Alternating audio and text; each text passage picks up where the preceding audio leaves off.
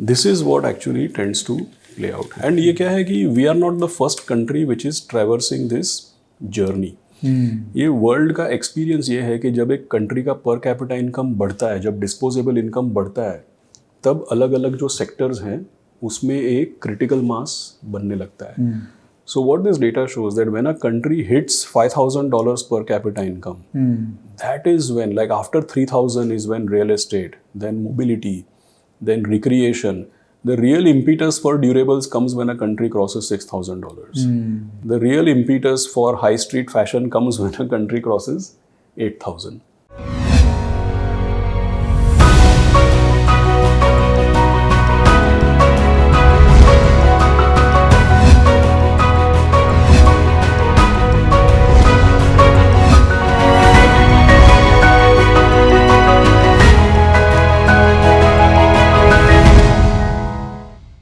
Welcome back दोस्तों.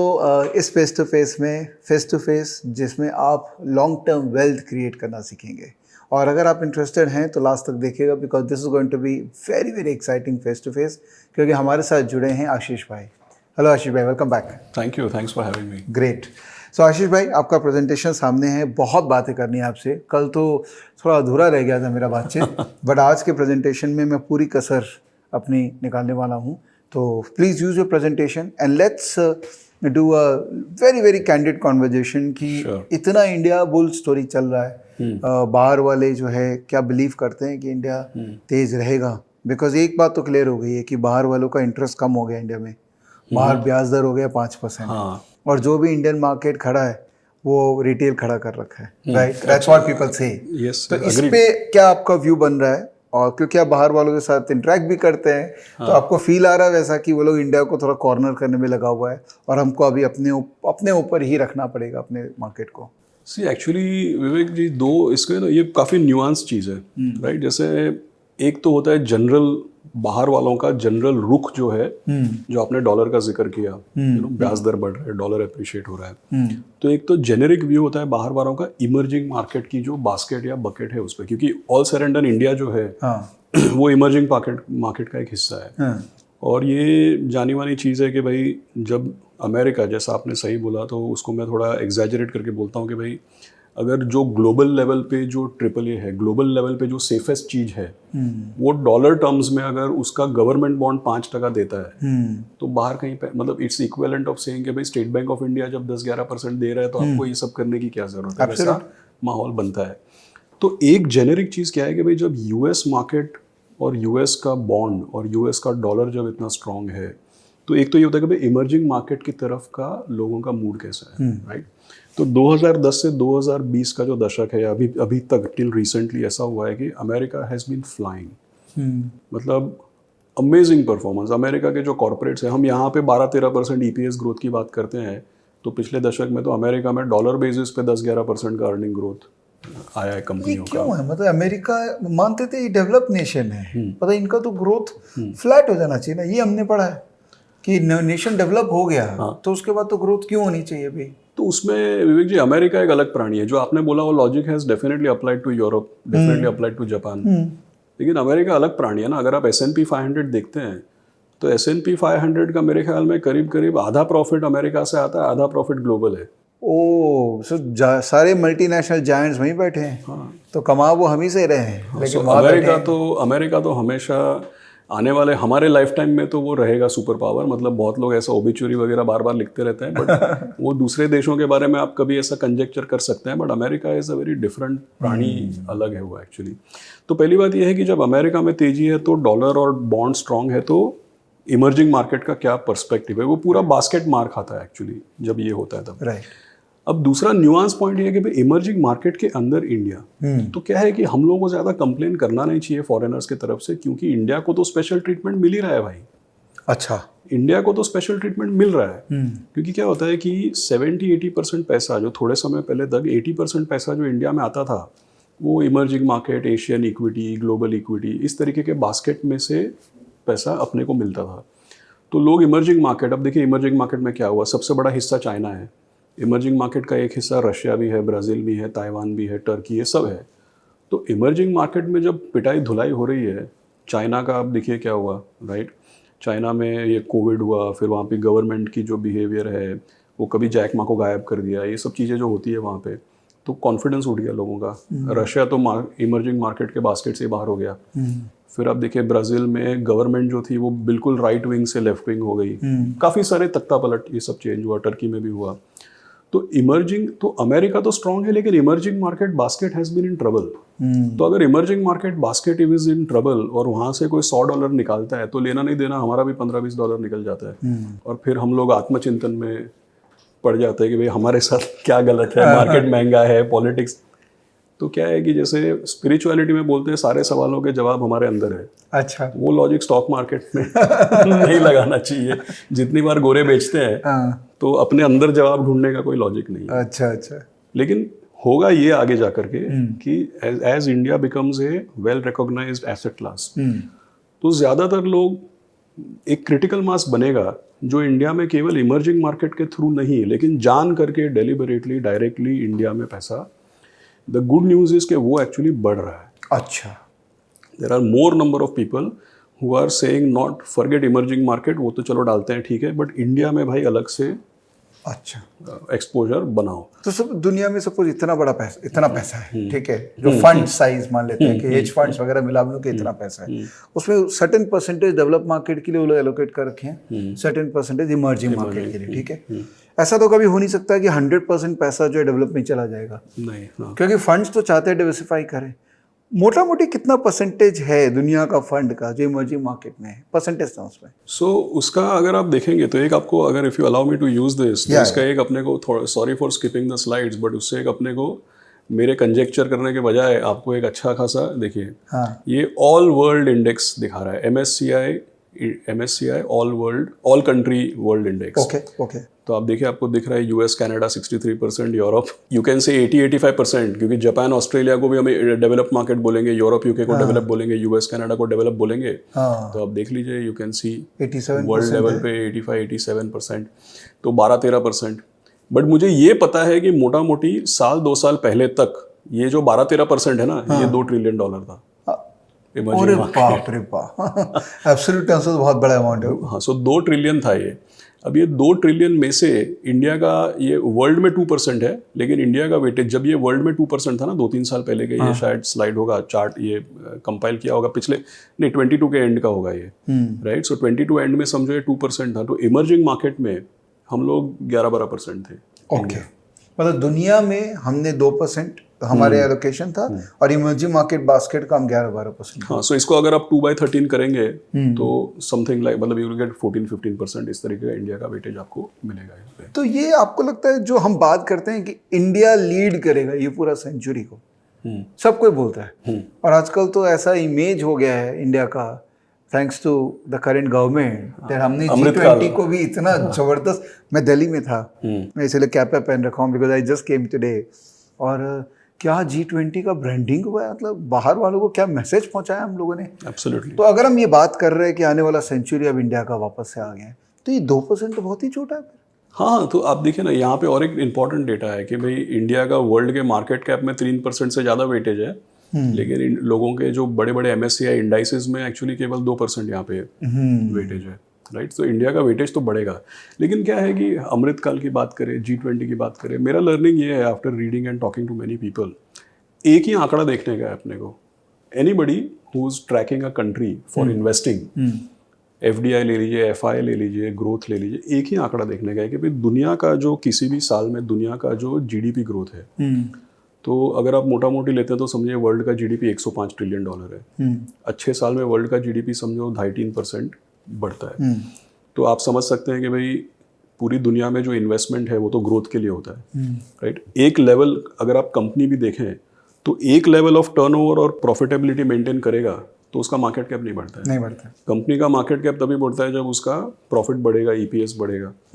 तो सोचने वाली बात क्या है कि returns are always made on growth. तो इससे सीधा मतलब ये हिसाब बनता है कि investment will be always made where there is growth. Correct. तो अब ये कंपनी को हटाइए, कंट्री लेवल पे बात करिए। ठीक है। तो कंट्री लेवल पे आपको हमेशा ये देखना है कि भाई दुनिया का जितना भी ग्रोथ है, समझो $105 ट्रिलियन की GDP जो वर्ल्ड की है वो 2.5% 3% बढ़ गई, तो समझिए 2.5-3 ट्रिलियन का वर्ल्ड के एनुअल आउटपुट में 2.5-3 ट्रिलियन का इजाफा हुआ। तो एक ही चीज देखने का है कि वो 2.5-3 ट्रिलियन में हमारा योगदान कितना है. अच्छा. Only one thing we have to see if we want to take a macro view. ये स्टॉक पिकिंग की बात नहीं है, कंट्री पिकिंग की बात हो रही है, मैक्रो व्यू की बात हो रही है. तो मैं आपको 2019 बोलता हूँ, कोविड के पहले, जब हमारा अमृत काल शायद नहीं आया था या रियलाइज़ नहीं किया था, या वहाँ पे दूसरी कंट्रियाँ ज़्यादा अच्छा प्रदर्शन कर रही थी, तो तभी लगभग वर्ल्ड जीडीपी 95 ट्रिलियन के आसपास था. और मेरे को पता है, मैंने देखा है कि 2019 का जो कैलेंडर ईयर है, इसमें वर्ल्ड का ग्रोथ 3% हुआ था. ओके. 95 ट्रिलियन में 3% मतलब आप सोचिए कि 2.5-3 ट्रिलियन, वही जो मैंने हिसाब दिया, 2.5-3 ट्रिलियन का इजाफा हुआ. लेकिन तभी उस साल इंडिया का 2.5 ट्रिलियन का जीडीपी था और हमारा 3.7% जीडीपी ग्रोथ आया था. तो हमने कितना कंट्रीब्यूट किया? 2.5-3 ट्रिलियन में हमारा कंट्रीब्यूशन है 100 बिलियन. तो ऑब्वियस है, आप वर्ल्ड का 16% पॉपुलेशन लेके बैठे हैं और आप योगदान दे रहे हैं 4%, 3%, 100 बिलियन. तो सोचना ये चाहिए कि भाई 100 बिलियन का एडिशनल आउटपुट क्रिएट करने के लिए कितने जॉब क्रिएट होंगे, कितना स्टील बनेगा, कितना सीमेंट बनेगा, कितने ट्रांसपोर्टेशन, लॉजिस्टिक्स, एयरपोर्ट्स, पोर्ट्स, कितना पावर जनरेशन होएगा, उसके लिए कितना इन्वेस्टमेंट लगेगा, कितना क्रेडिट ऑफटेक होएगा, सब चीज़ का हिसाब कर सकते हैं. तो वो जो 95 ट्रिलियन में ना, यूएस वॉज 22 ट्रिलियन, और वो 22 ट्रिलियन पे उनका ग्रोथ था 3.5%. तो उन्होंने कितना योगदान दिया? 700 बिलियन. चाइना का 16 ट्रिलियन पे 6% ग्रोथ, तो उन्होंने दिया 1 ट्रिलियन. तो ऐसा है कि we were out of league ना. मतलब 2.5-3 ट्रिलियन का ग्रोथ है. चाइना और अमेरिका 1.5-2 ट्रिलियन खुद ही कंट्रीब्यूट कर रहा है. आपका इतना कोई ग्रोथ में पार्टिसिपेशन नहीं है, तो आपको कितना एफआईआई, एफडीआई क्या हो जाएगा? मतलब तब कोई एप्पल टेस्ला यहाँ पे आने का बात नहीं कर रहा था ना. अभी सडनली प्यार हो गया. तो अभी क्या हुआ है वो देखने का अपने को. अभी 3.25 ट्रिलियन का इकोनॉमी है. अभी आप 3.25 ट्रिलियन में 7% ग्रोथ करेंगे तो 300 बिलियन करीब करीब आप जोड़ेंगे. तो अब फिर से वही देखना है कि भाई 300 बिलियन जोड़ने के लिए कितना पावर जनरेट होएगा, कितना steel, cement, electric, government GST कितना कलेक्ट करेगी, कितना डायरेक्ट टैक्स आएगा, कितनी नौकरियां बनेंगी, कितने डेटा वेयर हाउस बनेंगे, कितना कमर्शियल रियल एस्टेट ऑक्यूपाई होएगा. और 300 बिलियन जब आप जोड़ते हैं ना, तो आप एक मिड साइज कंट्री अपने जीडीपी में हर साल, मतलब पाकिस्तान का जीडीपी 300 बिलियन से कम है. अच्छा. राइट. तो and 300 billion is now 10 to, because अभी वर्ल्ड का ग्रोथ क्या 3-3 ट्रिलियन नहीं आ रहा है. वर्ल्ड का ग्रोथ में तो स्लो डाउन की चिंता है. तो from nowhere now you are contributing 15-20% of the world's incremental GDP. Incremental. Correct.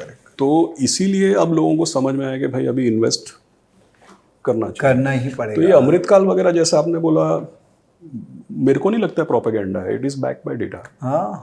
There is data to it.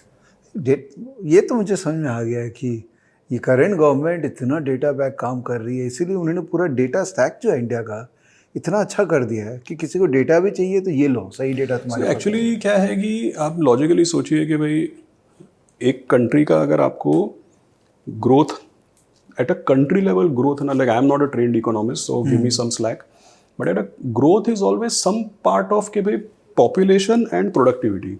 Correct. उसी का कोई फंक्शन होएगा ना. करेक्ट. तो पॉपुलेशन तो है हमारे पास. थोड़े साल पहले सब बच्चे थे, अब जवान होते जा रहे हैं. उसके चैलेंजेस है कि भाई सबको नौकरी मिलनी चाहिए, एजुकेशन. बट मैंने क्या देखा है कि गवर्नमेंट प्रोडक्टिविटी पे बहुत काम कर रही है. देखिए ये जो world beating telecom network, one nation one tax. फिर आप देखिए ये प्रोडक्शन लिंक्ड इंसेंटिव, जैसे हम बोलते हैं बस इधर असेंबली करोगे नहीं चलेगा, टेक्नोलॉजी लाना पड़ेगा. So everything the government is doing is to actually enhance the productivity. जैसे अगर मैं आपको बोलूँ, जैसे मैंने अभी देखा न्यू एजुकेशन पॉलिसी है, राइट, लाइक उत्तर प्रदेश में भी बोल रहे हैं कि भाई डॉक्टरी भी हिंदी में सिखा रहे हैं. अब देखिए पहले क्या था, जब हम बच्चे थे तो पहले क्या बोलते थे, बस तुमको जो करना बाद में करना, पहले इंग्लिश सीखो. अभी क्या बोला, भाई तुमको जो लैंग्वेज आता है उसमें तुम पहले डॉक्टर, इंजीनियर, तुमको जो बनना है बन जाओ, इंग्लिश बाद में सीखना. That is going to enhance productivity ना. सही है. बिकॉज ऐसा थोड़ी है कि जिसको इंग्लिश आता है वो स्मार्ट आदमी है. Fair point. I can become an engineer in any language. Chinese people are engineers in Chinese language. Russian people are space scientists in Russian language, not in English. So I think everything the government is doing is to boost up the productivity. I think that is the right. सही. तो ये pre Covid का time आपने mention किया और हमारी obviously growth slow थी because I think the entire country was going through a transition, जहाँ पर हम फॉर्मलाइजेशन पे फोकस कर रहे थे. जीएसटी एक बहुत बड़ा रीज़न था कि हमारी इकोनॉमी 1-2 साल तक काइंड ऑफ बैठी रह गई थी और अब शायद उसका रिकवरी दिख रहा है अपने को. तो the point I was trying to ask you is कि ये जो ट्रांजिशन है इंडिया का, और कोविड ने बीच में थोड़ा सा उसको डिस्टर्ब कर दिया, but you think now we are ready as a country to take the pain which has already happen and to utilise it as a gain now? Actually timing बढ़िया हो गया, क्योंकि क्या होता है, ये सारी चीज़ें रिलेटिव होती हैं। मतलब अगर सब लोग पिग्मी है तो भी टॉल पिग्मी को आप लंबू बोलेंगे। Right. So I think the timing is good. Second thing is that ज़्यादा इकोनॉमिक्स में नहीं पढ़ते, लेकिन हम काउंटर सिक्लिकल है। आज दुनिया में देखिए क्या प्रॉब्लम है। चाइना में स्लो डाउन, जो भी कोविड का असर पड़ा, पॉलिटिकल चेंजेस का असर पड़ा, वो है। यूरोप, तो प्रॉब्लम क्या है कि वर्ल्ड की बड़ी से बड़ी जितनी भी कंट्रीज़ हैं, दे आर, और जो कंट्रीज़ आर्थिक व्यवस्था में सबसे ज़्यादा योगदान दे रही थी, they all are ageing and they are slowing down. Correct. तो हम काउंटर सिक्लिकल हैं उस तरफ से। तो क्या हो रहा है कि जैसे अगर आप देखिए, चाइना है, जापान है, लाइक जापान में ऐसा बोलते हैं कि भाई more than 30-35% of the people are above 65 years of age already. Correct. So what happens is that when countries start aging, वो जो मैंने बोला population multiply by productivity, तो when countries start aging, there will be a point in time when population crosses a hump, starts declining. और वो decline तो जब होएगा, but productivity definitely starts to decline, right? And you cannot ensure that people keep working till 75, 80, 90, 95. And you cannot ensure that they have high productivity. And everything cannot be done just because you are going to automate and use robots. That is the reason why if you see countries like America, Australia, Canada, they are picking our choicest of talent and encouraging immigration. Right? Correct. But I don't see anybody emigrating to China or Japan or South Korea. I don't think so. I don't see anybody emigrating to Italy or Spain. Correct? So the point is that now we have learned that population is not so much of a disadvantage. It's an asset. Right now it is an asset. Right. Let's talk about So I just wanted to, before we move on, I just want to highlight one thing, क्योंकि जो मैंने आपको अभी बोला कि so see this, ये जो data है यहाँ पे, this is a very very crucial thing. See what it shows is that world में, I mean, अगर आप पॉपुलेशन की बात करें तो broadly speaking it is always broken into kids, adults and older people. अभी अगर आप, if I give you a simple representation, in India few years back the population, not accurate but I think the population was something like this, right, where few old people, few working age people, and vast majority of kids. You can imagine that the productivity of a country will be highest if the population is like a diamond. Right. Few kids, few old people, maximum productive people. Now, if you take China as an example, when I was a kid, since then we have been hearing that they are encouraging one-child policy. अब विवेक जी, एक चीज़ तो हमको पता है कि भाई एक इंसान को पैदा करने के लिए 2 इंसान चाहिए. तो अगर आप कंटिन्यूसली लगातार 40-50 साल इंसिस्ट करेंगे कि किन्हीं 2 इंसानों को एक ही इंसान पैदा करना अलाउड है, तो आप विजुअली इमेजिन करिए पॉपुलेशन धीरे धीरे it will start becoming like this. Correct. और हमारे कंट्री में ऐसा नहीं है. Right. We are still producing people to replace the people. Correct. So when population becomes like this, then what will happen is that it will plateau out. The growth, the size of the economy, the growth, it will actually plateau out. It cannot sustain beyond a point, and population and productivity will start declining. तो ये आपको यहाँ पे, जो मैं इतना थोड़ा, sorry for the monologue, but this you can see here. See यहाँ पे what is this showing? Proportion of population between 15 and 64, which is typically termed as working age population. Right. So China has crossed a major hump between 2010 to 15, and now their working age population is going to, the red line, it shows is going to decline. Europe is this blue purple kind of thing that is also on a decline. And you can see, where is India? India is the only country where it is actually still rising, and will take another maybe 20 years to actually plateau out. US also, by the way, is on a decline. But it shows that eventually after 10-15 years it will start stabilizing. That is your and my kids actually. Right? Because they are the ones who are taking care of US population and immigration. Correct? So this is actually the key thing. This is where the excitement is coming from. और जो मैंने बोला ना कि world के GDP का कितना योगदान आप देते हैं, that confidence is actually coming from these kind of trends. So you can see, and you know, by the way, working age population, don't take the word working literally. The people in this age group, they determine the consumption of the old people and the young people. So they produce everything, and they are the major determinant of consumption. See, kids don't produce anything, and they consume precious little. And the older people, there are a lot of old people who are entrepreneurs and businessmen. I'm not talking of them, but by and large, people who do physical work, people who are in organizations, they retire. So they consume very little and they produce very little. So who consumes and produces are the people in the middle, right? So having population which eventually comes at a diamond shape, that is the sweet spot of 2030. And by the way, आप देखिए ऐसा दुनिया में हुआ है. World war के पहले it was Europe, second world war के बाद it was US, उसके बाद जापान एंड जर्मनी, पिछले 15-20 साल में चाइना. तो ऐसा लगता है कि अभी अपना मौका सही आया है. सो बिकॉज ये ओवरऑल दुनिया भर में देखें तो age now is like this, right? अगर हम पूरा सम अप कर लें तो ये नीचे जा रहा है. शायद इसीलिए इतने मशीन लर्निंग, रोबोट्स और ये सब पे फोकस हो रहा है. बिकॉज अगर वर्किंग पॉपुलेशन कम हो रही है तो अल्टीमेटली हाथ से काम करने के लिए तो रोबोट से चाहिए. हाँ, सो पार्ट ऑफ ऑटोमेशन ऐसी एक उसमें दो, मुझे लगता है ऐसा दो चीज़ें. एक तो क्या है कि ह्यूमन नेचर है to keep on advancing. So one is the march of technology and the march of, you know, one thing over the other, one thing over the other, one thing over the other, advancement, that human beings keep advancing. So one is that. But second, of course, also is it is going in that direction because people need to keep up their productivity. Even as new population is not increasing and even as population is becoming older, people would love to keep up the productivity. So they will do everything in their power, including putting automation and AI to keep up the productivity. तो ये आपको India के लिए risk नहीं लगता है कि अगर इतना ऑटोमेट हो जाएगा तो ये जो यंग पॉपुलेशन है ये तो फिर वो गेम खेलती रहेगी? सो एक्चुअली क्या है कि we have seen that new economy and new technology only produces new kind of jobs and roles. Right, correct.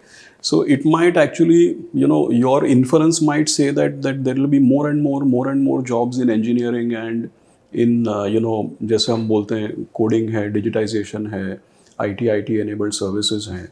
अगर दुनिया में ज़्यादा डिजिटाइजेशन होने वाला है तो I don't think India is going to suffer. It only means that for a more longish period of time the maximum engagement of youngsters would still be with technology and maybe more with manufacturing.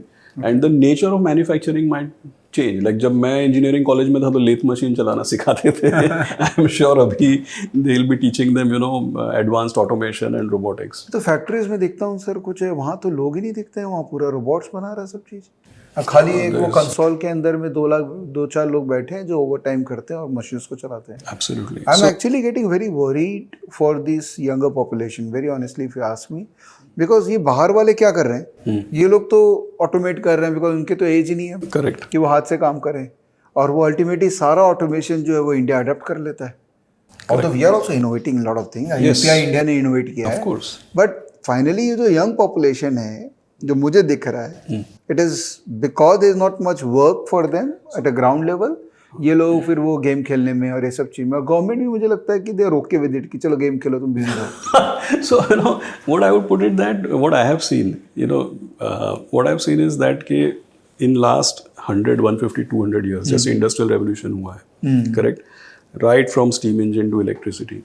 So you can see that the population of the world has grown multifold, but at the same time, the production and the productivity has also grown multifold. Right. So clearly, if you read past literature, you know, definitely people felt that when engines came, people felt that some people who were doing mechanical labor will lose their jobs. Right. If you recall, when in India in mid 80s and late 80s and early 90s, core banking systems were implemented. There were labor union strikes. Yeah. But all told, banks are employing more people now. Multiple X people. So I definitely agree with you that, you know, because the future is uncertain, one would definitely feel worried कि यार क्या होएगा. But क्या है कि ultimately this is how the world has eventually progressed. So I'm not able to visualize sitting here that how the nature of jobs will change. I did read some literature about this because I do share the concern you said, and there is a reason why I'm optimistic. Basically, what I've read some literature which actually says that nature of jobs and how many jobs people do over a career spanning 20, 30, 40 years. See, जैसे when you were talking, I said that for 24, 25 years I'm doing same job.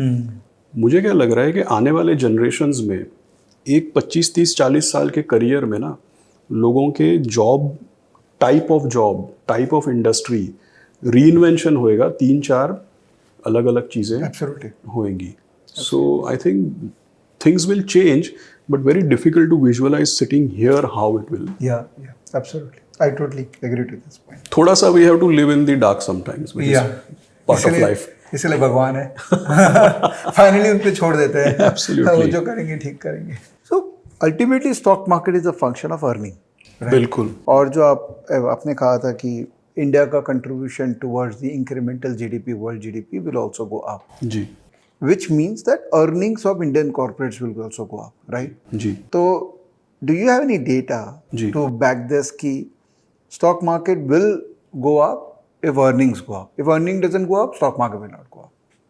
बिल्कुल. So actually विवेक जी क्या है कि हम सब लोग देखिए, जब आप एनालिसिस करते हैं, राइट, जैसे आप स्टॉक पिकर हैं, आप खुद एक्सपर्ट है इस पे, समझो कि आप कभी कंपनीज का अर्निंग्स एनालाइज कर रहे हैं, वो कंपनी किसी सेक्टर का पार्ट है, फिर आप देखते हैं कि भैया ये 2 कंपनी अच्छा कर रही है तो चलो सेक्टर देख रहे कैसा हो रहा है, राइट. And sector performance is some role being played in the overall economic performance.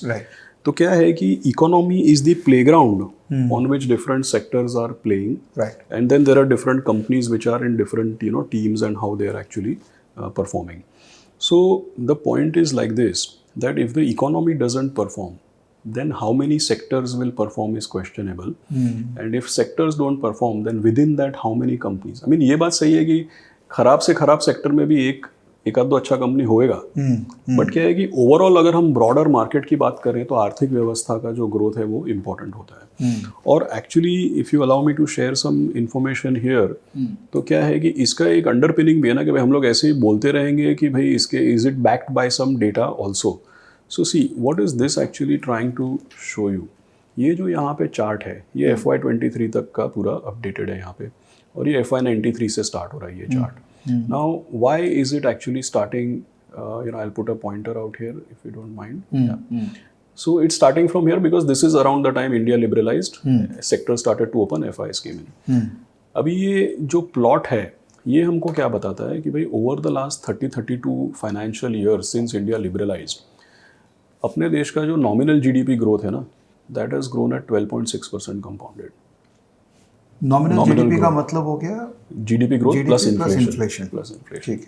और ये सर ये जो बार है ये क्या है? This is the earning per share of the Sensex companies. Okay. And we have also divided into phases. अब देखिए कि भाई 1993 to 96 कैसा अर्निंग ग्रोथ था, 96 to 2003 कैसा अर्निंग ग्रोथ था, 2003 to 8 कैसा अर्निंग ग्रोथ था, 8 to 20 कैसा था, और 20 के बाद से किस तरीके का माहौल बना है अब तक का, right. So this is the EPS of Sensex companies. Nominal GDP growth has been 12.6%.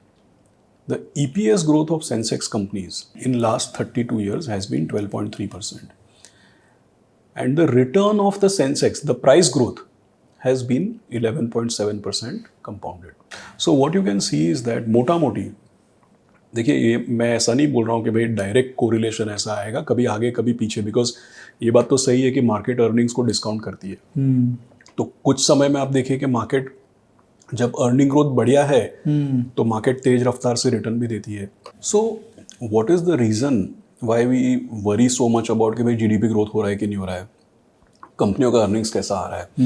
Because लंबे अरसे में ऐसा देखने को मिला है कि जो जीडीपी ग्रोथ है ultimately that translates into corporate growth. दिख रहा है. And if corporate growth is rising, that means the value is rising. So if value is rising, the price has to ultimately reflect. But I'll also put one disclaimer or caveat here, Vivek ji. For economic growth to translate into stock market growth, you and me are blessed to be in India. क्योंकि क्या होता है, economic growth है लेकिन सारी की सारी कंपनियों पे कब्जा किसी डिक्टेटर का या गवर्नमेंट का है. उन कंपनियों का जो मुनाफा है वो मुनाफा तो पेपर पे है लेकिन कैश फ्लो नहीं है। कभी होता है कैश फ्लो तो है लेकिन शेयर होल्डर तक डिविडेंड और उसका रिटर्न पहुंचता नहीं है। तो जीडीपी ग्रोथ, कॉर्पोरेट ग्रोथ और मार्केट का ग्रोथ वो इम्पॉर्टेंट है, but it should all of these things should be parked in a base where there is institutional framework, where there is democracy, where there is fair rule of law. तो America है, parts of Europe, parts I mean India of course, वहाँ पे आपको दिखेगा कि ये relation काम किया है। अच्छा, अगर ये सेम डेटा लेके आप चाइना पहुँच जाएंगे या रशिया पहुँच जाएंगे तो चाइना का स्टॉक मार्केट रिटर्न मैं आपको क्विकली आपको यहाँ पे दिखा देता हूँ क्यों मैंने आपको बताया ये। आप देखिए यहाँ पे ये चाइना है last 15 years, so this is 22 year and.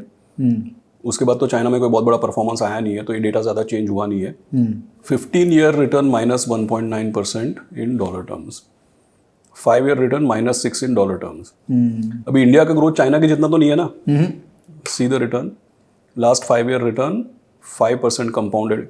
तो ये डेटा क्या बताता है? अमेरिका के बाद the best performing stock market in the world in US dollar term, मतलब US dollar term मतलब after currency depreciation we have given positive, so there are not many countries which after currency depreciation, you know, because in a discussion you also mentioned कि US dollar, US emerging market, so India is a standout performer even in the last 5 to 10, 15 years. अभी तो हमारा time आने वाला है लेकिन उसके पहले भी there is reason to be excited about this economic performance really, if you ask me, because not only we have these prospects which we discussed, not only we have this trajectory, but what is most interesting, we have a track record of demonstrating that our economic growth, actually we have institutional framework and governance structure and rule of law which ensures that our economic results do translate into actual shareholder results. तो जो FIs है वो India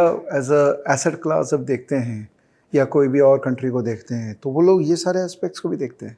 definitely, C because क्या है, now people are realising क्या होता है हर चीज़ में हम कुछ चीज़ों को फॉर ग्रांटेड लेते हैं क्योंकि हम इस मार्केट में हैं, लेकिन दुनिया देखेंगे तो पिछले 15-20 साल में तो चाइना को लेकर ही एक्साइटमेंट था और उनका इतना स्टैगरिंग ग्रोथ है भी, राइट, 18-19 ट्रिलियन इकोनॉमी, तो हमारे से तो 5 गुना है ही उनका।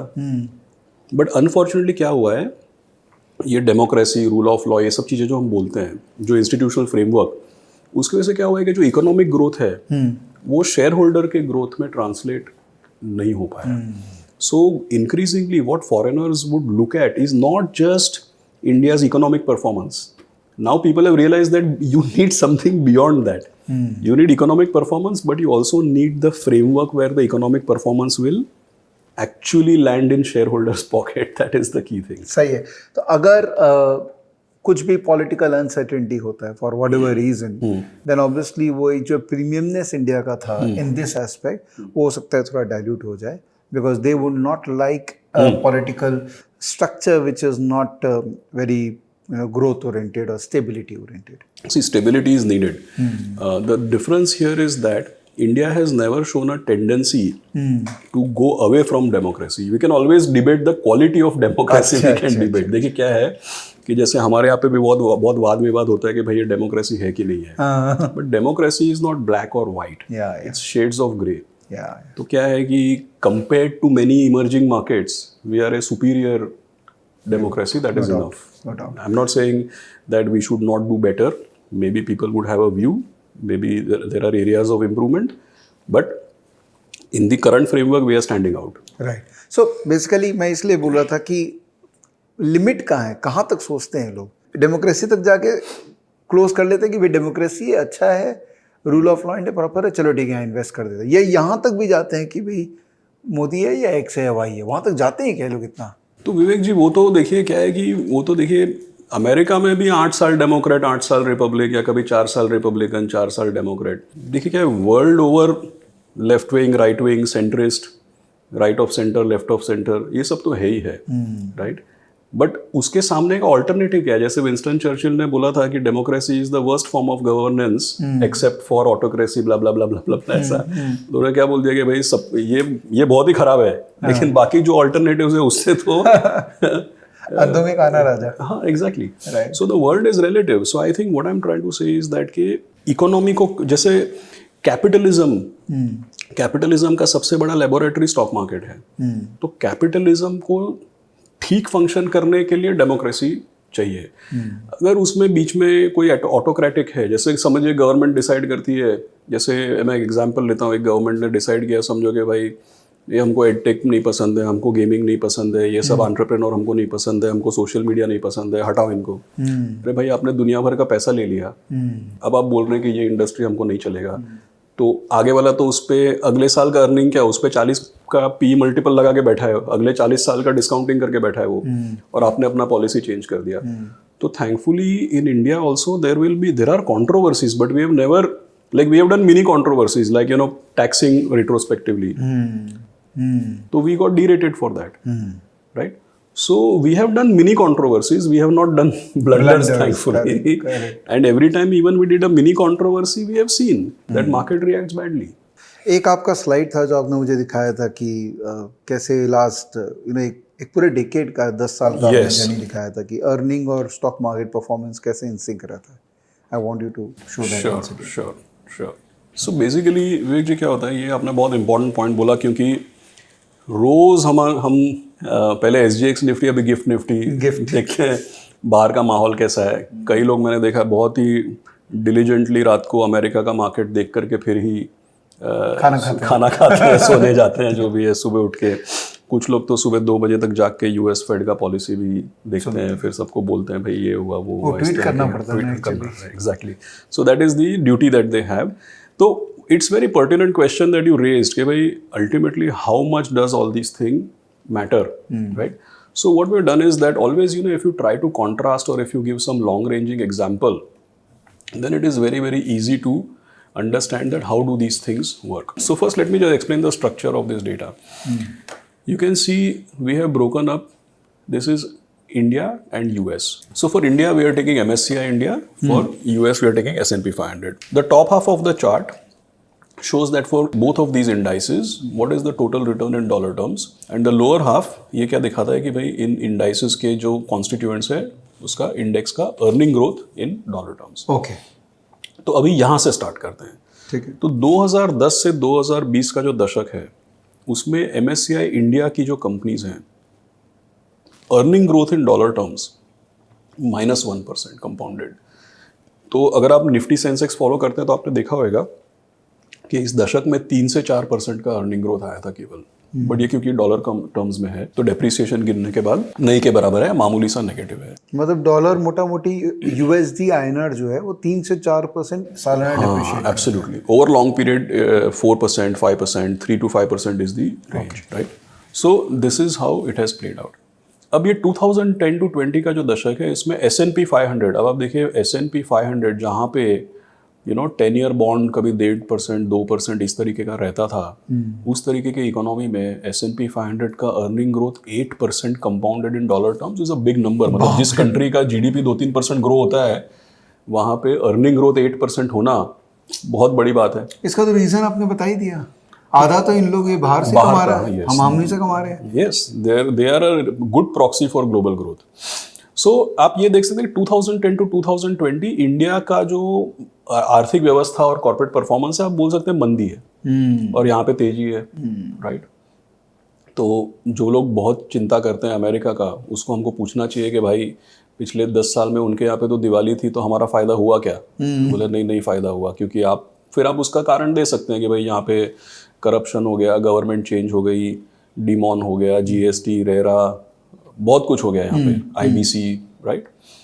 तो अब मार्केट में कैसा इसका परिणाम आया? तो इंडिया का जो इंडेक्स है इसका रिटर्न भी 0 आया, अर्निंग ग्रोथ भी 0, रिटर्न भी 0। और ये दशक में US का जो मार्केट है उसका 11% compounded return of the index in dollar terms. So over this period Indian market did what Indian companies did and US market did what US companies did. But in between taper tantrum आया, market ख़राब हुआ, हमारा market भी ख़राब हुआ। 2018 में कौन election में खड़ा होगा, क्या होएगा, mid term election of US, will the US raise interest rate, oil went to 88। तो क्या होता है, स्टॉक मार्केट तो शॉर्ट टाइम फ्रेम में ऐसा लगता है कि वन स्टॉक मार्केट है, कोरिलेट होता है, लेकिन अल्टीमेटली लंबे अरसे में देखो। एंड इसका और एक एग्जांपल है, देखिए 2000 टू 2010 ये दशक ऑपोजिट है। यहाँ पे आप देखिए इंडिया का earning growth in dollar terms 14% compounded, US earning growth in dollar terms negligible, Indian market returns in dollar terms 12% compounded, and US market practically no return. और ये दशक में भी पहले वहाँ पे टेक बबल बस्ट हुआ, उनका मार्केट गिरा, हमारा मार्केट गिरा। टेररिस्ट ने वर्ल्ड ट्रेड सेंटर को अटैक किया, गल्फ वॉर हुआ, तेल में तकलीफ हुआ, उनका मार्केट गिरा, हमारा मार्केट भी गिरा। फिर लेमन क्राइसिस हुआ तो पूरी सहानुभूति के साथ उनसे ज़्यादा हमारा मार्केट गिरा। तो क्या होता है कि time to time stock market तो कोरिलेट होता है, लेकिन अल्टीमेटली लंबे अरसे में सब कोरिलेशन ब्रेक हो जाता है। Our market does what our corporate performance shows, their market does what their corporate performance shows. So day to day जो लोग मार्केट ट्रैक करते हैं ना, उनको ये सब कोरिलेशन देखना चाहिए। लॉन्ग टर्म इन्वेस्टर को तो यही देखना चाहिए कि भाई इंडिया का ये जो अमृतकाल वगैरह बोल रहे हैं, तो आने वाला 10 साल समझो हम मानते हैं कि भाई हमारे लिए बढ़िया होगा। बावजूद उसके फिर भी जब भी यूएस में या बड़े मार्केट में ऊंच नीच होगी तो हमारा भी ऊंच नीच होगा। इनफैक्ट मैं तो बोलता हूँ कि ये डेटा केवल इतना ही प्रूव करता है कि बाहर के कारणों की वजह से अगर अपना मार्केट गिरता है तो उनको थैंक यू बोलना चाहिए और अपने को क्या बात है, क्या बात है, एंट्री मिल जाता है। मज़ा आ गया। ये पूरा ये डिस्कशन में absolutely clarity. So this is I think these are the things which we should keep in mind over a long for any long term investor. This what will give you confidence. अच्छा, इसीलिए जितने भी बड़े investors हैं, विजय केडिया साहब हैं, जितने भी लोग हैं, ये लोग बार बार एक ही बात बोलते हैं कि तेजी खेलो, तेजी खेलो, क्यों बेकार में फ्यूचर्स ऑन ऑप्शन में मंदी खेल के अपने आप को करप्ट कर रहे हो। So, जैसे equities are for optimists and specially in India it seems to be the reality.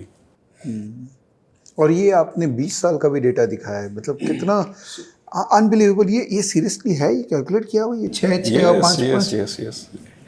It will have some timeline bias because you can always question कि भाई 1st January 2011 to 31st December 2020 ये accurately इतना लेने का क्या sanctity है, right? But 20 साल का डेटा में थोड़ा timeline bias में इतना नहीं अंतर पड़ेगा क्योंकि 20 साल का डेटा है। So what it shows is कि देखिए 2000 to 2010 tale of 2 decades क्यों बोला गया है कि ये जो दशक है यहाँ पे अमेरिका में कुछ नहीं हुआ फिर भी इंडिया में तेजी हुआ। ये जो दशक है यहाँ पे अमेरिका में तेजी हुआ लेकिन फिर भी इंडिया का कोई फायदा नहीं हुआ।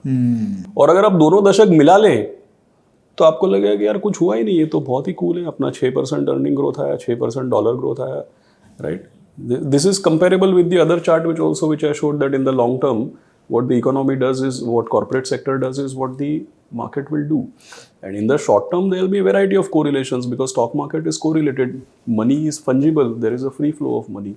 तो शॉर्ट टर्म में ऐसा होता है कि अमेरिका में किसी को छींक होती है, यहाँ पे हमको बुखार आता है, ये सब कोरिलेशन शॉर्ट टर्म में होता है। सही है। सो ये जब कैलकुलेशन आप कर रहे हैं, MSCI इंडेक्स ले रहे हैं जिसके अंदर में लिमिटेड नंबर ऑफ स्टॉक्स है, कितने होंगे sir approximately? MSCI India would be about 70-80 stocks. 70-80 stocks है, विच इज मोस्टली जो ऊपर वाले हैं जो इंडिया को रिप्रेजेंट करते हैं।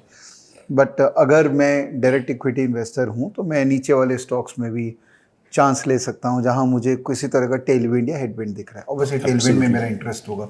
तो थोड़ा अपने डिस्कशन को अब चेंज करते हैं कि कन्विंस है, इंडिया स्टोरी कन्विंस है, 10 साल में हमको तो बहुत पैसा कमाना है, अब मुझे डायरेक्ट इक्विटी में ज़्यादा इंटरेस्ट है। तो कुछ थीम्स जो आपको लगता है टेलविंड है जिनमें और बहुत अच्छा प्ले करेंगी, नॉट नेसेसरीली स्टॉक, मुझे पता है कि आप उसमें नहीं जाना चाहेंगे, बट एटलीस्ट थीम्स कुछ मिल जाए। सो जिस स्ट्रक्चर में हम लोग अब तक बात किए हैं, let us continue, let's stick to that structure and that framework only.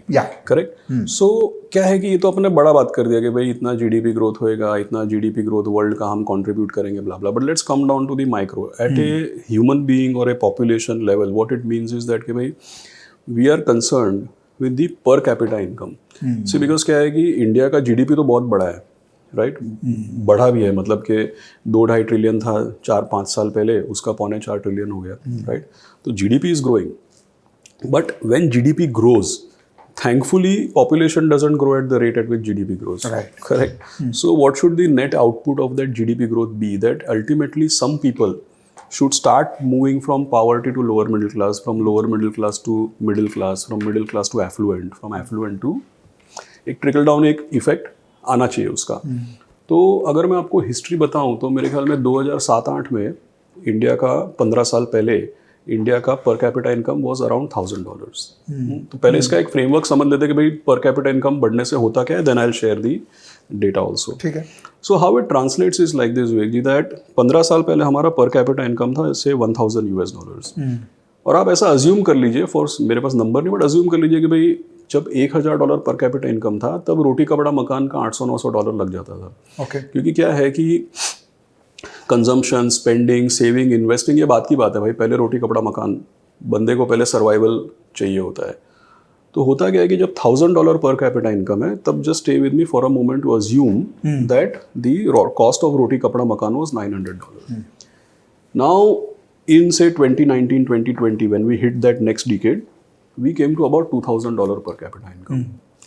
Now the point is this, that when $1,000 per capita becomes $2,000 per capita, तो जो कॉस्ट ऑफ रोटी कपड़ा मकान है वो तो एक इन्फ्लेशन के रेट से बढ़ेगा ना।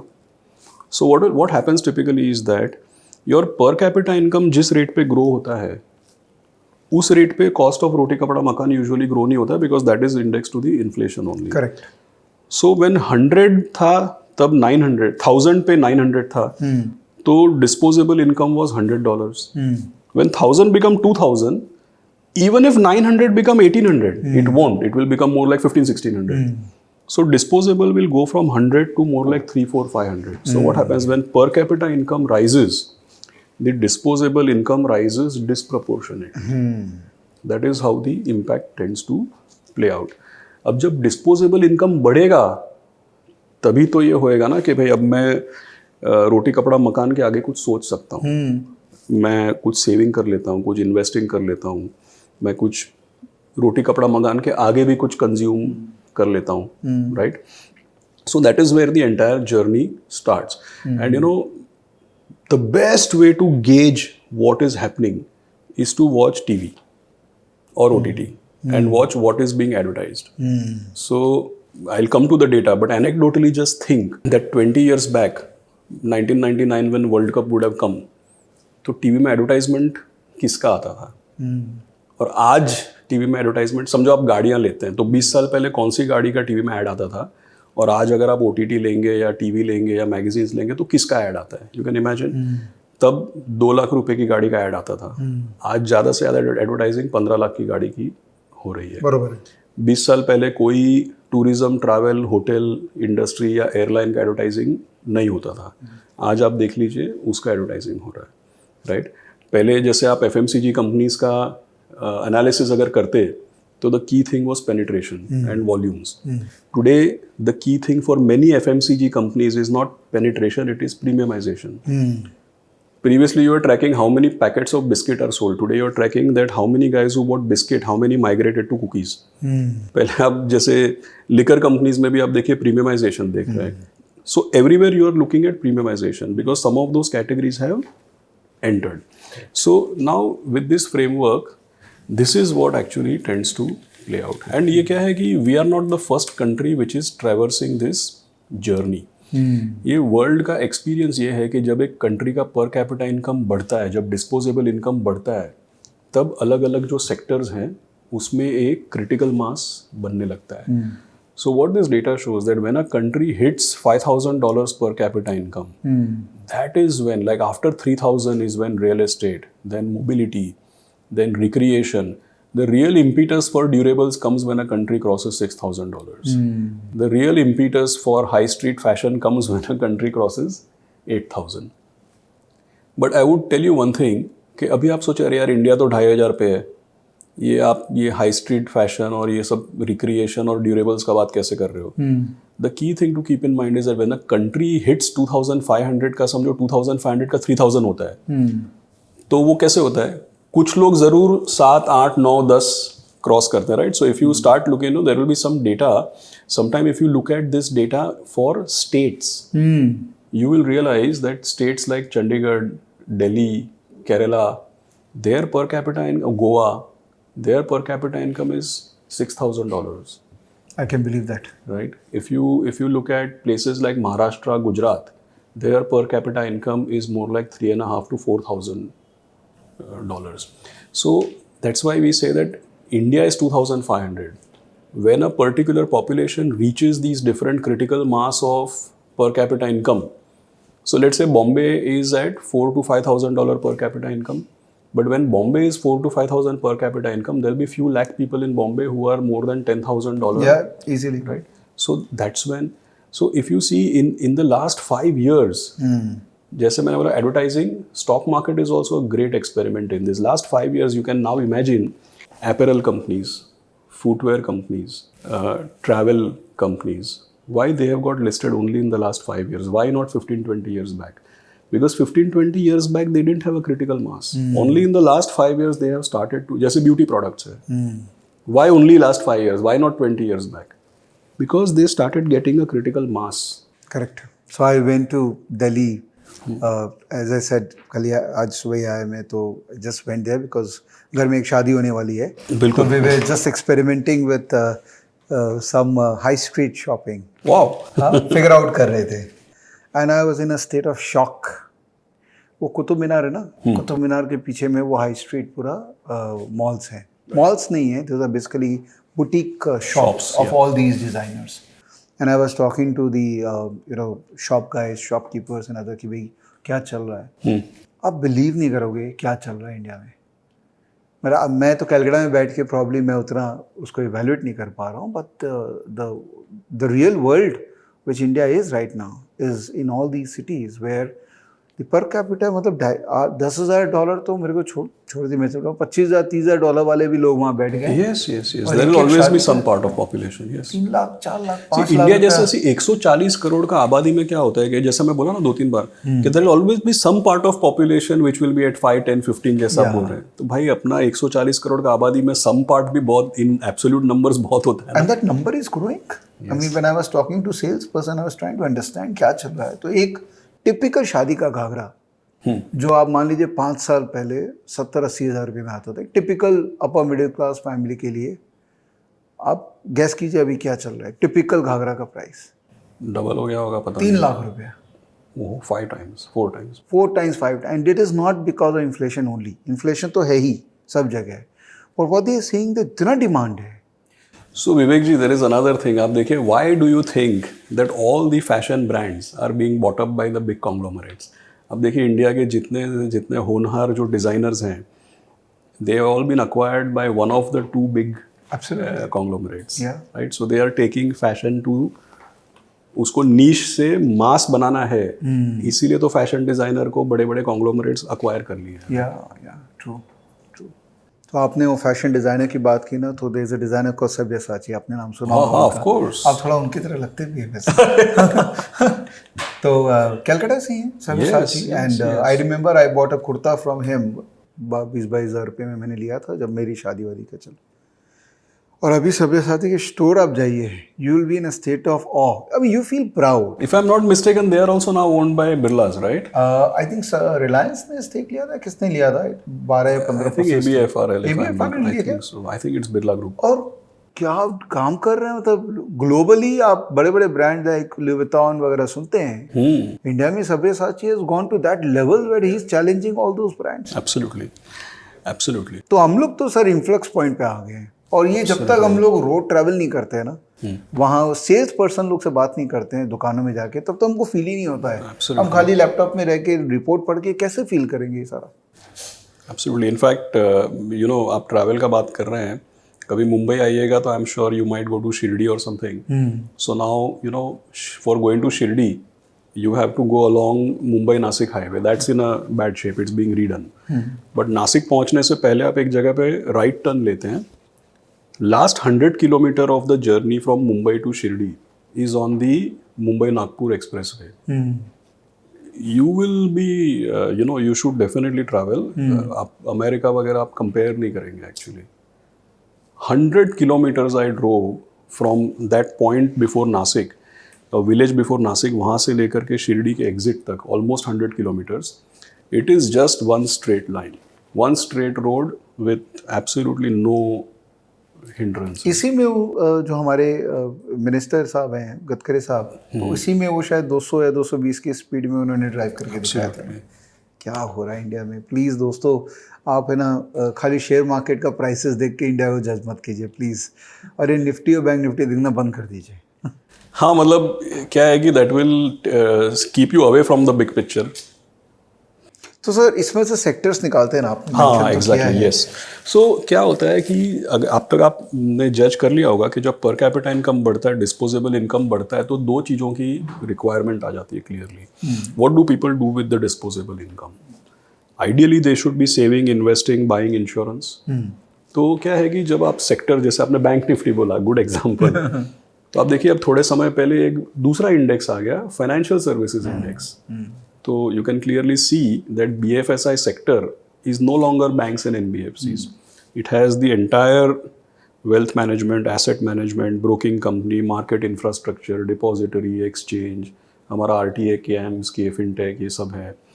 पूरा का पूरा अलग, और इंश्योरेंस भी है ऑफ कोर्स, पूरा एक अलग आ गया। तो आप भी है, एसेट मैनेजमेंट कंपनीज है, बिल्कुल एब्सोल्युटली लिस्ट होंगे कभी। I mean, so I think that वो पूरा एक अलग, that is become big. Second thing you can imagine that कि जब disposable income बढ़ता है तो रोटी कपड़ा मकान के अलावा का जो कंजम्पशन है that also tends to go up, right? So what will happen is that footwear, apparels, beauty products, जैसे मैंने कहीं पे पढ़ा था that when people go from, क्या होता है कि कंट्री जब लोअर मिडिल क्लास से मिडिल क्लास की तरफ जाती है ना, तो लोगों का फर्स्ट प्रायोरिटी पता है क्या होता है? To look better and to live better. So they want to live better, have a better standard of living, and so white goods, consumer durables, right? And everything to do with apparels, footwear, beauty products, all of those things. So I have given you two big sectors, financial services and consumer. But you'll appreciate that then there are sub-sectors, because financial services में asset management, wealth management, insurance, capital market, और इसमें आप देखिए consumer staples, consumer discretionary. So I am not talking about staples, I am talking about discretionary consumption. Okay, that is where apparel, footwear, retailing, beauty product, white goods, all these things tend to come up. And that is also where travel, tourism, leisure, hotels, that is all comes. And indirectly in सब sectors को cater to करने वाली जो sectors हैं उनको भी benefit हो गया. जैसे आपने रियल एस्टेट बोला, तो हो सकता है रियल एस्टेट में आदमी डायरेक्ट एक्सपोजर ना लेना चाहे.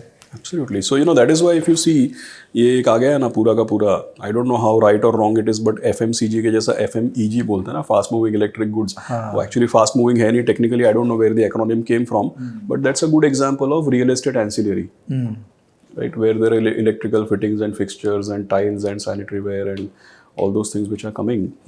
So I'll give you just simple example because I always try to compare with the past. So Vivek ji, just a trivia. 20 years back, if your house interior work was being done, say when we were kids, say 25-30 years back, घर का interior चल रहा है, समझिए kitchen बन रहा है, आपकी मम्मा किचन बनवा रही है, तो अब बताओ किचन में कितने इलेक्ट्रिक पॉइंट होते थे 30 साल पहले? एक भी नहीं होता. 10? एक भी नहीं होता था. क्या बात कर रहे हैं? घुसते ही जो लाइट जलाते थे. इलेक्ट्रिक पॉइंट, इलेक्ट्रिक पॉइंट का मतलब सॉकेट बोल रहे हैं क्या? हाँ, अच्छा, बत्ती वाला नहीं, बत्ती तो चाहिए. सॉकेट तो नहीं लगाते थे ना, बिकॉज गैस का डर रहता था हमेशा. करेक्ट.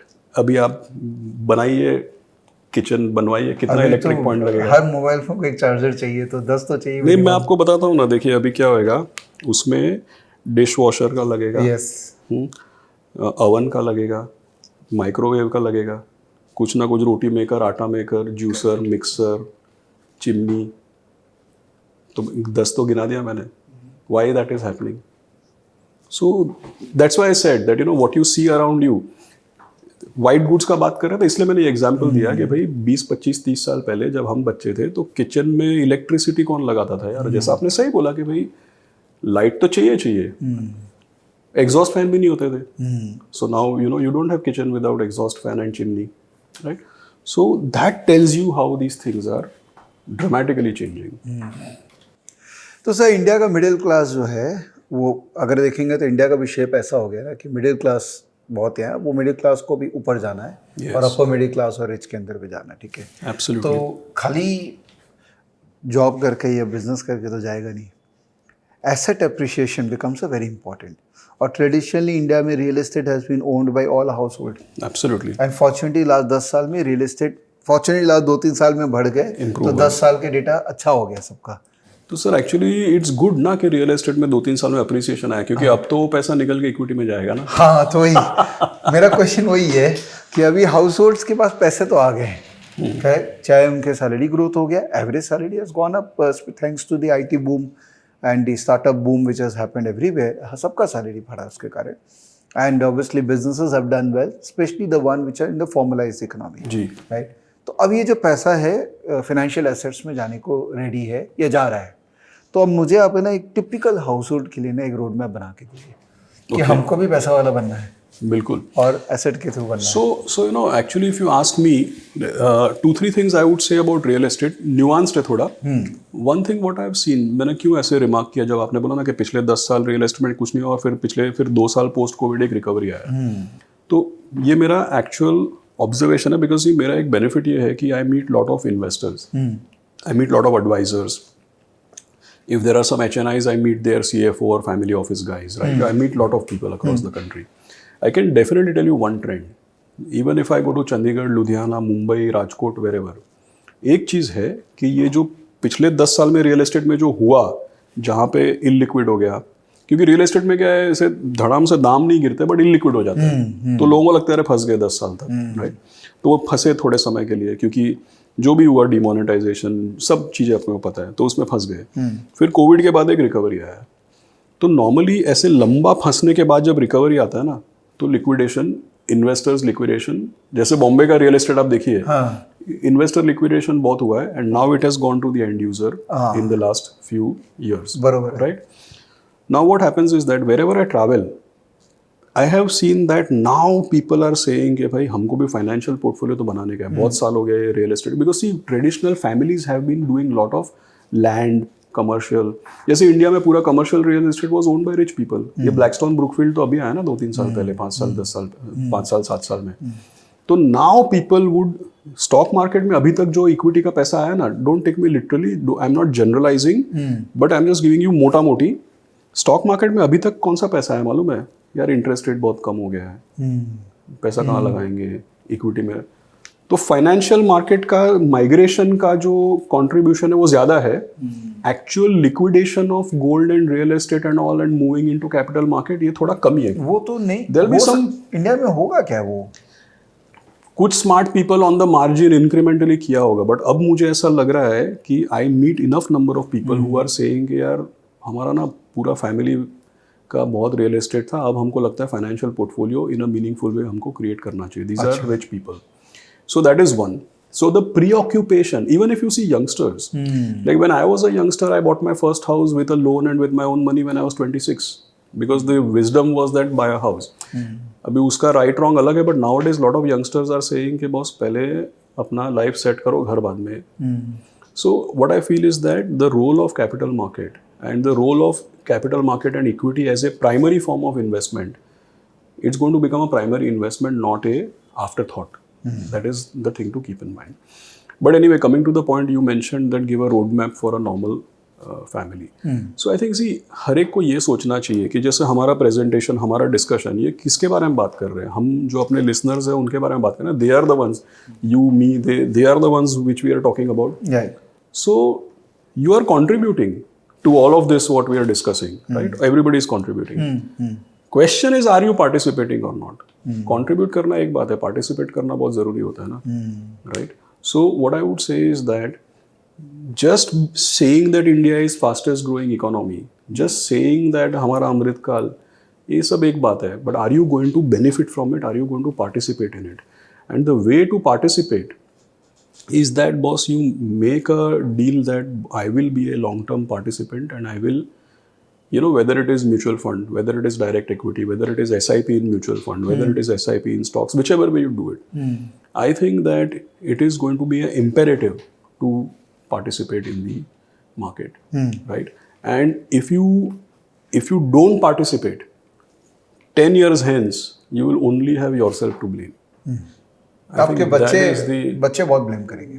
हाँ, कि पूरा आपको सवाल मौका मिला, आपको उस समय जवाब नहीं रहेगा. See, I genuinely feel, I have not made some economist wala calculation on this, but I do feel that people who are today 30, 40, 50, say starting 25, 20, 25, 30, 40, 50. This I think is going to be India's richest generation. Not in the past, not in the future, but this generation is going to be the richest ever. People who are going to be invested in India in 2020s, 30s, and maybe 40s. That's going to be the richest generation ever. इतने बड़े दिग्गज है, mister Buffett, उनको कोई पूछता है कि what is the secret of your success, तो वो बोलते हैं कि one line secret of my success is I was born in America in 1930 and his investment journey coincided with America becoming a super power. तो कौन सा batsman है वो सब ठीक है भाई, पिच भी मैटर करता है. So make sure you don't lose your wicket, make sure you are on the pitch. तो मेरे पास एक टिपिकल क्वेश्चन आता है कई लोगों का कि हमारे पास 1 करोड़ रुपया है. That's the typical middle class के पास एक करोड़ रुपये के करीब रहता है फॉर फाइनेंशियल इन्वेस्टमेंट इस जिंदगी, और खुद का घर होता है, उसके बारे में लोग बात नहीं करना चाहते हैं बिकॉज वो सोशल सिक्योरिटी है. तो वो 1 करोड़ रुपये को अगर मार्केट में लगाना है डायरेक्टली और इनडायरेक्टली, तो कैसे प्लान करें? See, I think that first of all, they should be very, very clear that whatever this amount is, this amount, they are not going to depend on this amount for any day-to-day requirement, for any, education के लिए चाहिए निकाल लिया, गाड़ी खरीदनी है निकाल लिया, right? Because when you identify an investment corpus, be very clear that you are not going to disturb it. And you are going to give it. Daughter का एजुकेशन, शादी, बच्चों का एजुकेशन वगैरह इसी से करना है. So let us say that you gave an example of 1 crore. Yeah. Now let us say I want to send my son to America and I want to spend 20 lakhs. Yeah. And let's say he is 15 years old, I have to spend this money within the next 3 to 4 years. Yeah. Then I would not count that money in this corpus. Then I would say कि भाई मेरे पास 100 lakhs नहीं है, मेरे पास 80 lakhs. ठीक. Right? Because क्या होता है कि इन्वेस्टमेंट जो है, ये हम लॉन्ग टर्म पिक्चर की बात कर रहे हैं, इसमें क्या है कि बीच में कोई डिस्टर्ब करने वाला आ जाए कि भाई अब ये थोड़ा निकाल लो, तो देन भाई जो निकालने वाला है ना उसको आप इस तरीके से प्लान करो फिर, so that it doesn't hurt you. Correct. Right. Now the point is like this, that if you don't want to complicate life, see, because direct equity buying and selling stocks, it needs some study. मतलब अभी तक तो हम 1000 foot तक आए, हमने stocks का बात किया नहीं. So it needs lot of study, and the difference between a good performing stock and a bad performing stock is जन्नत जहन्नुम का डिफरेंस है. करेक्ट. सो अगर वो आपके बस का बात नहीं है, तो then the simple thing is just buy a diversified mutual fund. You call it multi-cap, flexi-cap, fund which puts money across large, mid and small cap. Identify a good fund, hold it for, you say if you have 1 crore to invest, put 1 crore in a liquid fund, give a instruction कि भाई अगले 6 महीने तक 15-15 लाख हर महीने transfer होना चाहिए. तो आपका एंट्री पॉइंट का बायस चला गया, एवरेज एंट्री कर दिया आपने, फिर उसको पकड़ के रखो 5 साल तक. I would imagine that, going by past data, every 5 to 6 years the corpus has been doubling as per our market averages. Correct. So that is the best way to grow your wealth. तो ये fund selection process पे मैं बात करना चाह रहा हूँ कि टिपिकली क्या होता है, आप किसी भी एडवाइजर से बात कर लो या आप ऑनलाइन प्लेटफॉर्म भी देख लो, तो टॉप 5 परफॉर्मेंस जिसका हुआ है लास्ट 5 साल में, लोग उसमें पैसा डाल देते हैं और फिर पता लगता है आने वाले 5 साल में वही सबसे खराब परफॉर्म करते हैं. तो ये selection criteria, is it eeny meeny miny mo, there is some science कि भाई आने वाले 5 साल में पैसा डालना है तो इस फंड में डाल दो. एक तो फंड भी बहुत बढ़ गए, इतने सारे म्यूचुअल फंड्स आ गए, आप भी आ गए, और भी लोग आते जा रहे हैं. तो एक आम आदमी कैसे सिलेक्ट करे कि किस में डालूं, मैं स्मॉल कैप में डालना है? What you said is the holy grail. It's a very because obviously you are insightful about investing, so you can get to the root of the challenge. तो ये बात सही है. In simple word I would say, one sentence I would say that winners rotate. जैसे मैंने एक data crutching किया था, कभी मैं आपको भेजूंगा, आप डेटा आप भी देखिएगा. पिछले 3 साल में जो बेस्ट परफॉर्मर है उसमें मैं पैसा डालूं, तो what is the probability that आगने वाले 3 साल में वो बेस्ट परफॉर्मर होएगा? 25% probability. That is how it has worked. What is the reason for this? The reason why winners rotate is because any portfolio which is number 1. देखिए क्या, BSE 500 is the broader market. 95% of market comes in BSE 500. बराबर है. तो अगर BSE 500 को market का representation आप लेते हैं, तो आप ये पाएंगे कि भाई उसमें large cap, mid cap, small cap है, उसमें प्राइवेट सेक्टर, पब्लिक सेक्टर है, उसमें डिफेंसिव कंपनी मतलब एशियन पेंट, नेस्ले, HDFC भी है, लेकिन उसमें सिक्लिकल कंपनी मतलब कोल इंडिया और ये REC, PFC, NTPC भी है. उसमें डोमेस्टिक कंपनी भी है, एक्सपोर्ट ओरिएंटेड कंपनी भी है. तो मार्केट में सब कुछ है. अब आप सोचिए कि मार्केट तो एक एवरेज है ना, तो एक अच्छे फंड या फंड मैनेजर का क्या काम है कि भाई मार्केट को बीट किया जाए कंसिस्टेंटली। तो इतने सारे फंड्स है, आपने बोला hundreds of funds are there, number 1 पे कौन आएगा आप सोच के बताओ। कैसे जो पता बंदा मार्केट के, जो बंदा मार्केट का तो एवरेज है, कोई लोग मार्केट एवरेज को 3-4% से 2% 5% से बीट करते हैं, लेकिन जो बंदा नंबर 1 है ना, वो हमेशा उसका नंबर 1 या नंबर 5 या नंबर 3 कैसे आता है, मार्केट का वो हिस्सा जो फिलहाल बढ़िया चल रहा है उसी में उसका पूरा पोर्टफोलियो जब लगा हुआ होता है, तब वो absolutely, because he has not just got the stock picking, he has also got the tailwind। जैसे पिछले 2 साल में जिसके पोर्टफोलियो में PSU है वो आज नंबर 1 है ना, और 2 साल पहले उन्हीं को, लेकिन उसके पहले वो गड्ढे में था। करेक्ट। तो यू शुड गिव क्रेडिट कि भाई आपने सही टाइम पे PSU लेके बैठा है, लेकिन पिछले 5 साल आप गड्ढे में थे, और ये वॉर तो आपने प्रेडिक्ट किया नहीं था, आपको कैसे पता वॉर होने वाला है, right. So what happens, part of the return is right place right time, and part of the return is being in the right stocks, irrespective of what is working. So the way to pick a fund, if you tell me that, you know, Ashish, put your money in this fund, these 5 are the best performing fund, so I would sit and say कि last 3 years these are the best 5. Where has this return come from? If I find that entire return has come because it's a small cap fund, entire return has come because he is a guy has lot of defense, has lot of PSU, then I can tell you, विवेक जी, ये sustain नहीं करेगा। ये क्यों sustain नहीं करेगा? क्योंकि बढ़िया बहुत सारा रिटर्न मार्केट के एक नैरो हिस्से में से निकाला है। मार्केट तो मार्केट है, बंद घड़ी भी दिन में 2 बार सही वक्त दिखाती है। अगले 3 साल मार्केट में वॉर का प्रॉब्लम कम हो जाएगा और तेल का दाम अगर घट गया तो कुछ और चलेगा, करेक्ट। रूरल इकोनॉमी बहुत चल पड़ी, GDP ग्रोथ ब्रॉड बेस हो गया तो कुछ और चल पड़ेगा, तो ये तो चला जाएगा।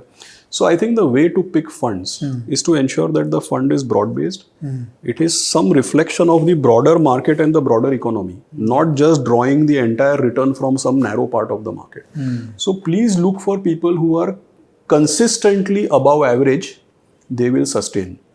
इफ यू बाय नंबर 1, वो पक्का नंबर 20 होएगा, और ऐसा भी नहीं है कि नंबर 20 लोगे तो आगे जाके नंबर 1 हो जाएगा, बिकॉज उसका टेलविंड कब आएगा वो आप प्रेडिक्ट नहीं कर सकते ना। आप 5 साल PSU लेके बैठे हैं, वो आपको क्या पता 2022 में चलेगा। तो बॉटम वाला लेंगे और वो ऊपर जाएगा, that theory doesn't work. Top वाला लेंगे तो पक्का नीचे जाएगा, that is true. So that's not the way. The way is that you buy funds which are broad market, which invest in every sector, every component of the market, but with superior stock picking. If return comes from stock picking, it is sustainable.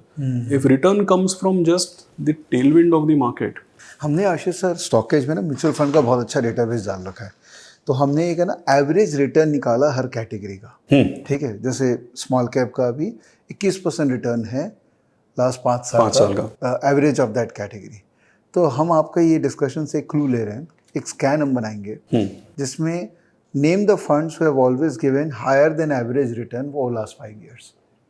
ज़रूरी नहीं है कि number 1 हो, ज़रूरी नहीं है कि वो नंबर 100 हो, बट एवरेज से बेटर रिटर्न होना चाहिए। सी मैं आपको ये अलग, so you are absolutely right, I will give you one more perspective. आपने कॉम्पिटिटिव एग्जाम दिया होगा, जैसे CA का, CET, JEE, ऐसा एग्जाम देते हैं, तो ये एग्जाम पास करना बहुत मुश्किल है। सोचो मैं ऐसा डिसाइड करता हूँ, यार बहुत बड़ा सिलेबस है, बहुत मुश्किल है, एक काम करता हूँ, पिछला क्वेश्चन बैंक देखता हूँ, 5 चैप्टर बराबर करके जाता हूँ। आप पहुँच गए एग्जाम में, वो 5 चैप्टर में से आया तो मतलब आपका टेलविंड चल रहा है, आप सीधा, अगर बाहर से आया तो आउट ऑफ सिलेबस हो गया। But who will consistently get passing mark? जो पूरा सिलेबस एक रीजनेबल लेवल तक अपने आप को पूरे सिलेबस से फेमिलियराइज किया है, वो ही कंसिस्टेंटली पास हो सकता है, राइट। क्वेश्चन पेपर में क्या आएगा वो प्रेडिक्ट करके अगर आप जा रहे हैं, depends, that's the point. So look for consistent above average, I think that is the सही है। आज मुझे एक्चुअली पता लगा है, नहीं तो इतने YouTube वीडियो बन रहे हैं इस पर, top 5 funds to invest, top 5 funds for 2023, 2022, 2021। मैं हमेशा कंफ्यूज रहता हूँ कि मैं कैसे बताऊँ, कैसे टॉप उठाए वो, बट ठीक है, करने वाले कर लेते हैं, मुझे आइडिया नहीं रहती है इसकी। बट आज मेरे को पता लग गया है कि कैसे ढूंढना है। बट हाँ, सेक्टर स्पेसिफिक फिर तो वही बात होगी कि मैं फंड मैनेजर को भी उसके इन्वेस्टमेंट फिलोसफी से इवेल्युएट कर रहा हूँ अपने तरीके से। तो ये नेक्स्ट लेवल की बात होगी। ये आई थिंक एडवाइजर कर सकते हैं। एब्सोल्यूट अच्छा, what do advisor. You think ये डायरेक्ट वर्सेस एडवाइजर, इस पे भी थोड़ा चर्चा करते हैं, क्योंकि इंडिया के अंदर में ये एक बड़ा चैलेंज है कि एडवाइजर चाहिए भी, और रेगुलेटर बोलता है कि एडवाइजर क्यों चाहिए, डायरेक्ट प्लान में जाओ क्योंकि पैसा बचाना है, वहाँ पे फीस कम करना है। तो do you have any opinion on this? See I think सबसे बड़ा मिसलीडिंग चीज़ क्या है पता है? समझ लीजिए कि हमारा कोई फंड है, एग्जाम्पल मैं देता हूँ, और उसमें अगर आपको किसी ने, समझो कोई डिस्ट्रीब्यूटर है, उसके द्वारा आपने म्यूचुअल फंड डिस्ट्रीब्यूटर के द्वारा आपने डाला, तो रेगुलर प्लान में जाएगा, म्यूचुअल फंड डिस्ट्रीब्यूटर को कुछ कमीशन मिलेगा फॉर एग्जाम्पल। तो लोग क्या बोलते हैं, अरे इन्हीं के फंड में अगर तुम डायरेक्ट में डालते तो तुमको 1% ज़्यादा मिलता, तो तुमने रेगुलर प्लान क्यों किया, तुम डायरेक्ट क्यों नहीं किया? अभी ये है ना, ये एक फॉल्स कंपैरिजन है, क्योंकि तुम उस फंड तक पहुंचे कैसे? करेक्ट, किसी ने बोला तब उस फंड तक पहुंचे, राइट? तो पोस्ट फैक्टो बेसिस पे कंपेयर करना कि डायरेक्ट में जाते तो ऐसा था, भाई तुम वहां जाते ही नहीं, you wouldn't have gone there, you would have been with somebody who was number 1 of last 1 year. Absolutely. So क्या होता है कि if you are likely to be in the wrong train ना, then don't complain about the speed. Your first priority should be to be in the right train, and then you worry about the speed.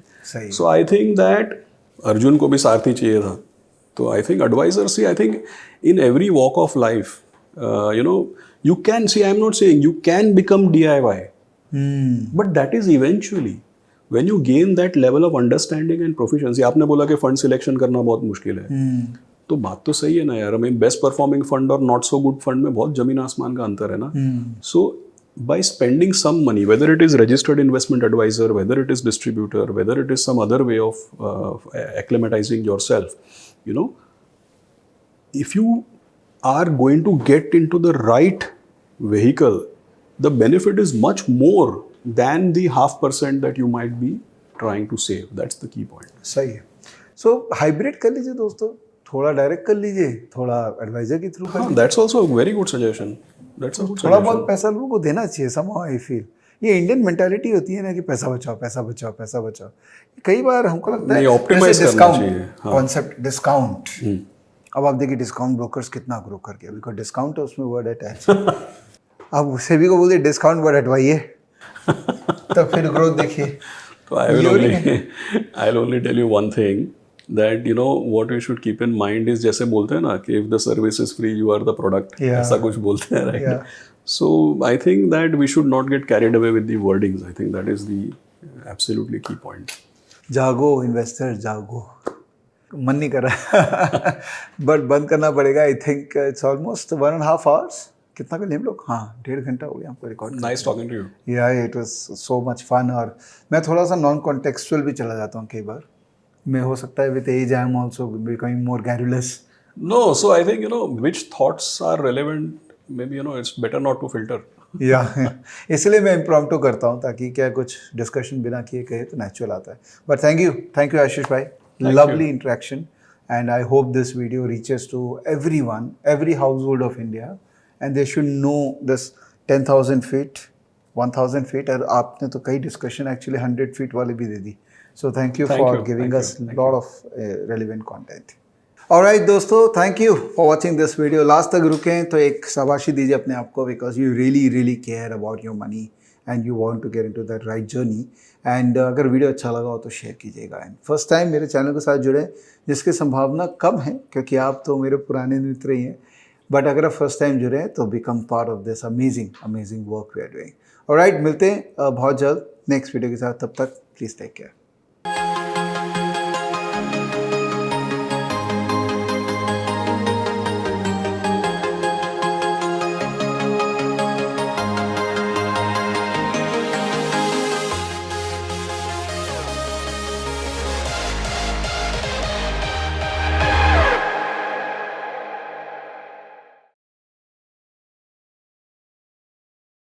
Investments in the securities market are subject to market risks. Read all the related documents carefully before investing.